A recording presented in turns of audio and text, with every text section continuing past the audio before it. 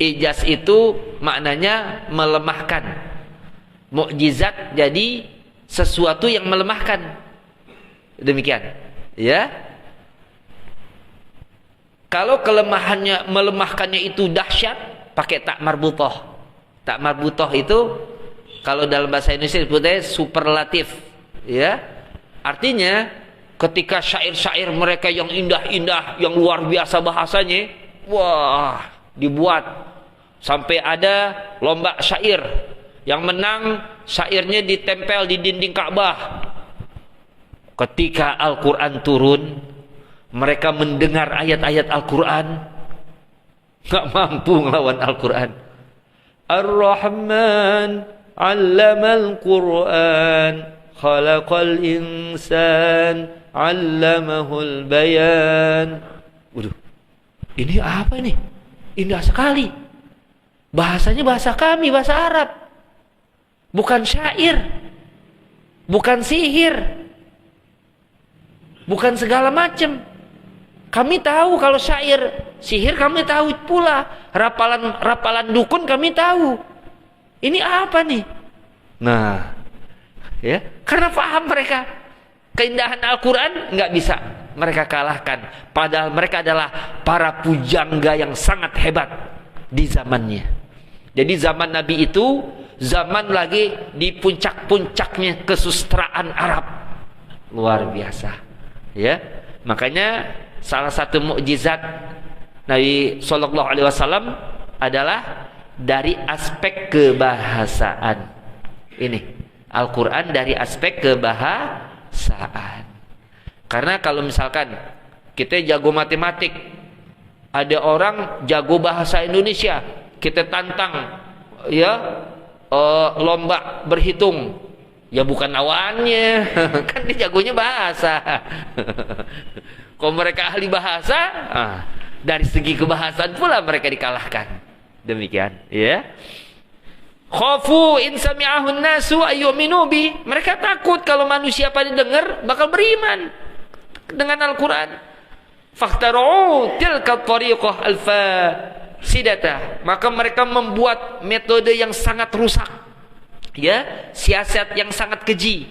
Wa dzalika yadullu ala annahum alimu kaunahu mu'jizan illa annahum jahaduhu hasadan. Yang demikian itu menunjukkan atas bahwasanya mereka itu mengetahui bahwasanya Al-Quran itu, keadaan Quran itu adalah bernilai mukjizat, sesuatu yang melemahkan mereka, yang sangat luar biasa menakjubkan. Akan tetapi bahwasanya mereka menentang Al-Quran, ya, bukan karena Al-Quran indah segala macam, bukan Al-Quran itu ada hal yang mereka ragukan, bukan, tapi karena hasadan, kedengkian. Nah, ini hadirin, dengki, ya. Jadi juhud karena kedengkian. Saya tambahkan satu kisah dari Abu Jahal. Di kaum inti itu di Mekah, dia punya teman orang luar Mekah, Abu Jahal. Tuh ada yang ngaku nabi. Ya, namanya Muhammad, tuh ngaku nabi. Tuh bener gak dia tuh? Terus ucapannya bohong gak tuh? Ya bener dia. Bener. Apa yang disampaikannya ada kebenaran? Iya, kebenaran. Kata temennya, kalau kebenaran ngapain ente gak masuk Islam? Kok ente dustain itu? Ente yakin dia benar, ucapannya benar, nggak pernah berdusta. Ente tahu betul itu siapa yang mengaku nabi di kaum kamu. Kenapa Anda tidak mau masuk Islam? Kenapa? Masalahnya bukan itu, kata Abu Jahal. Masalahnya kaum dia, suku dia sama suku saya berkompetisi, berlomba nih. ya, pengen cari pengaruh yang paling kuat di Mekah. Mereka kasih makan orang, kami kasih makan orang. Mereka banyak bantu orang, kami banyak bantu orang. Sama ini. Tapi ketika ibarat orang berlomba kuda, pacuan kuda, berada pada garis yang sama, dari kalangan suku mereka ada yang mengatakan, di antara kami ada yang memperoleh wahyu dari Allah, ada yang diangkat menjadi nabi. Ada di antara mereka mengatakan demikian. Apa kata Abu Jahal?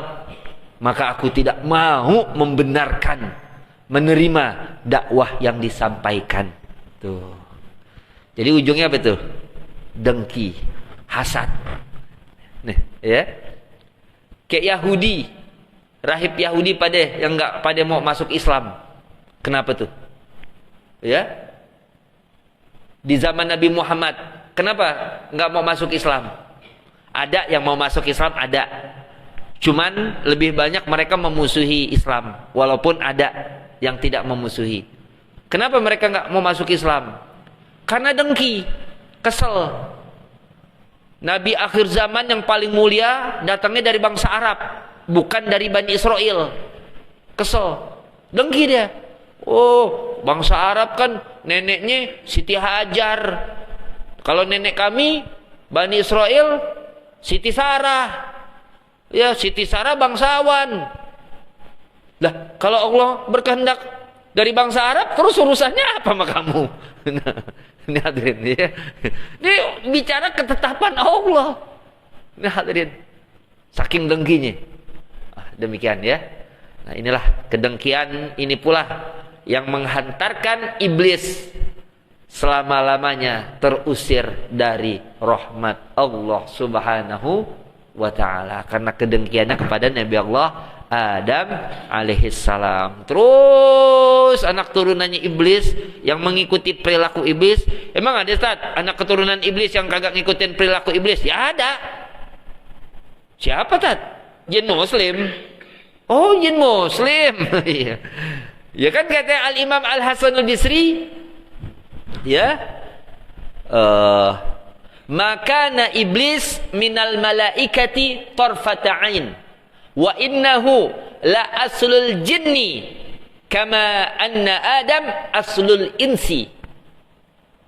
Ya, tidaklah iblis itu termasuk dari bangsa malaikat, tapi iblis adalah asal usul dari bangsa jin, nenek moyang dari bangsa jin, sebagaimana Nabi Adam nenek moyang dari bangsa manusia. Maka ketika ada jin masuk Islam, jin muslim, putus hubungannya dengan nenek moyangnya iblis, karena iblis kafir. Kalau ada manusia bukan beragama Islam, sebab dari Nabi Adam agamanya di Islam, ya, maka terputus hubungannya dengan nenek moyangnya, yakni Nabi Adam, karena Nabi Adam mukmin muslim. Wallahu a'lam bishawab.